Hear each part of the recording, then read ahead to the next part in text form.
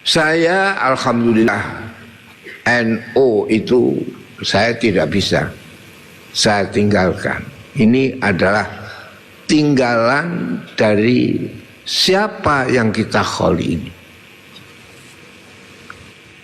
Pada setelah Wahabi membongkar apa yang disebut daripada makabir, cungkup-cungkup, kalau ubah-ubah para sahabat, para ulama-ulama besar, itu ulama-ulama Mekah tidak mampu untuk mengendalikan yang hal itu. Tetapi apa yang terjadi?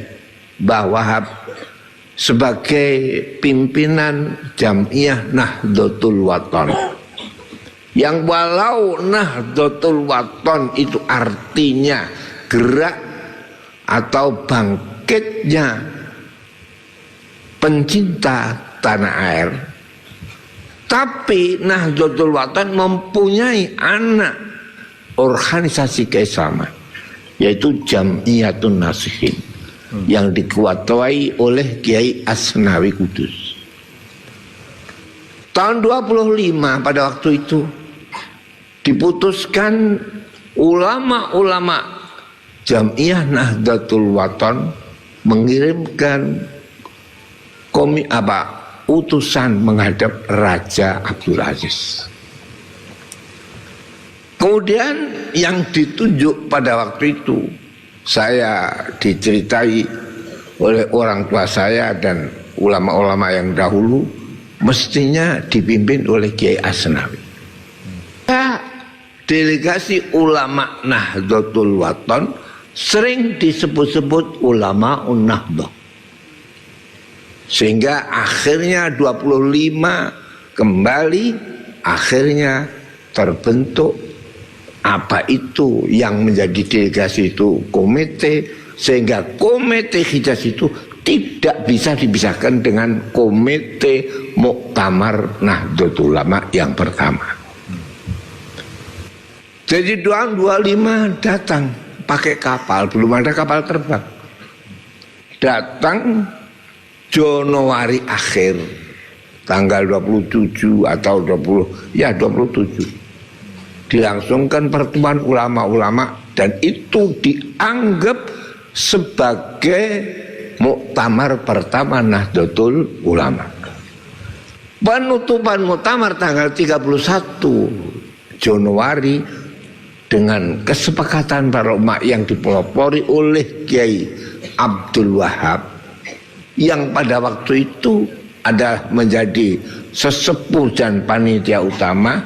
Semuanya, tidak satu pun ulama tidak memilih aklamasi suara yang satu memilih Mbah Kiai Wahab Hasyim Asy'ari sebagai Rais Akbar, dan wakilnya adalah Kiai Fakih Masku Mambang.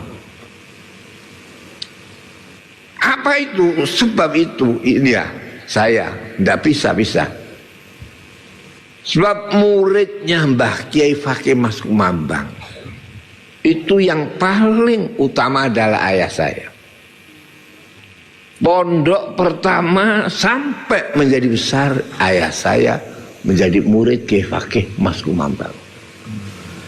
Sehingga apa yang terjadi, Mbah Wahab itu ayah saya tidak bisa, segala apapun gerak-gerik Mbah Wahab itu yang diikuti. Sampai pada akhirnya bapak saya madrasah saja itu dahulu dinamakan Madrasah Nahdlatul Wathon. Itu madrasah yang ada di Pondok Sarang. Dan saya ganti sekarang Ghazaliyah, sebab mengingat siapa yang mendirikan pondok adalah Kiai Ghazali. Mbah Kiai Wahab ada kayak begitu. Jadi al-arwahu junudun mujannadah, fama ta'arafat ikhtalafat, wama tanakarat ikhtalafat. Jiwa itu adalah sebagai kayak bala tentara yang dikuatkan, yang disatukan. Tidak bisa satu sama lain berpisah dan tidak drap yang satu. Drap yang satu inilah menunjukkan suatu kekuatan. Baghdad yang begitu besarnya kekayaan minyak, kekayaan ilmu dahulu, apa yang terjadi dikalahkan dengan Amerika? Sebab derapnya itu tentara adalah Amerika. Baghdad itu tentaranya podo karo, jadi kadang siap merokok, itu tentara Baghdad. Ini Wahab itu nggak bisa.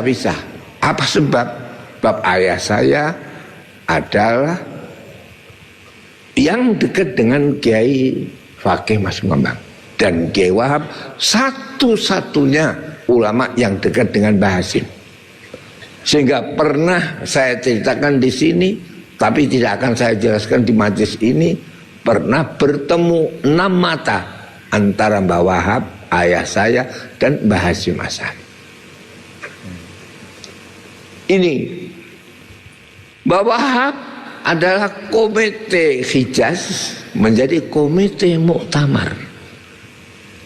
Mbah Wahab satu-satunya ulama yang oleh ayah saya di mana saja mesti saya ikuti itu Mbah Wahab.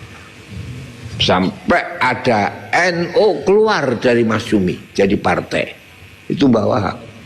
Bapak saya pertama kali saya harus ikut Mbah Wahab. Jadi pemilu tahun 55 akhirnya berdirilah NU tahun 53 sebagai partai politik, 55 ikut pemilu, dan segala apapun putusan itu yang pecah antara kaum nasionalis dengan Islamis, akhirnya kalau tidak ada Wahab, taqabbalallah minna wa minkum taqabbal ya. Ini saya menyaksikan. Apa itu terjadi sampai ada peraturan partai harus berdasarkan sama satu. Tidak boleh ada partai yang berdasarkan Islam. Sehingga Mbah Wahab ikut. Apa itu terjadi? Kalau nggak ada Wahab, NU ya taqabbalallah minna wa minkum taqabbal. Ya. Jadi indah Mbah Wahab. Jadi NU jadi partai tahun 53. Ikut pemilu 55. NU kampanye tahun 55 di Pondok Tebu. Sebelum hari H di Pondok Tebu, karena ada lain, ada aku pada waktu itu, saya 3 hari sebelum Mbah Wahab datang, belum ada, saya mondok Tebu. Jadi saya pernah mondok Tebu 3 hari. Habis akhirnya kampanye NU di Pondok Tebu, saya ikut. Mbah Wahab pulang, saya ikut pulang. Ini. Jadi saya alhamdulillah saya sudah berjanji, saya memang ya NU, dan NU-nya ya Wahabi, tapi Wahabi bukan Wahabi Mekah, tapi Wahabi tambah beras.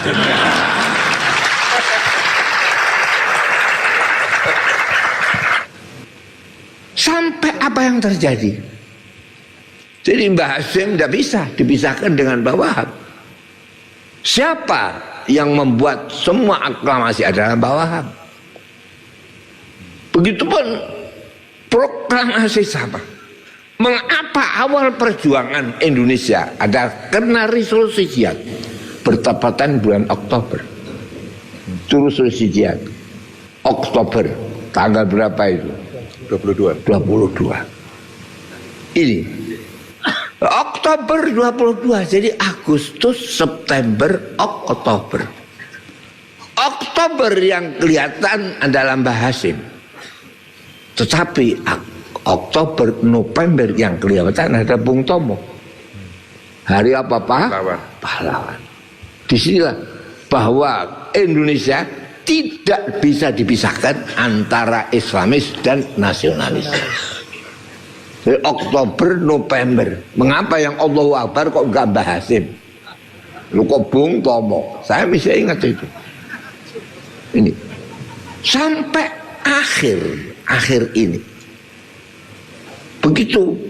Jadi jangan mendirikan negara Islam sebab ini sudah akhir.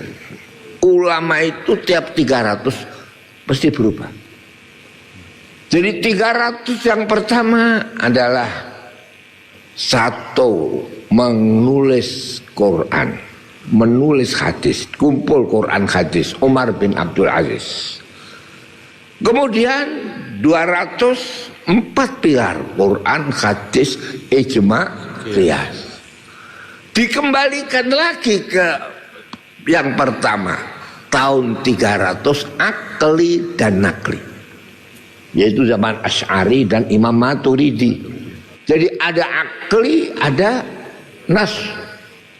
Jadi ada Quran, hadis, ijma', qiyas, itu harus cocok dengan akal.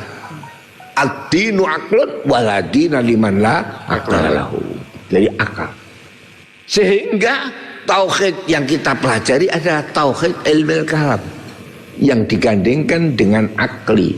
Jadi bukan dalil nakli, tapi dalil apa? Akli. Itu Asy'ari Maturidi.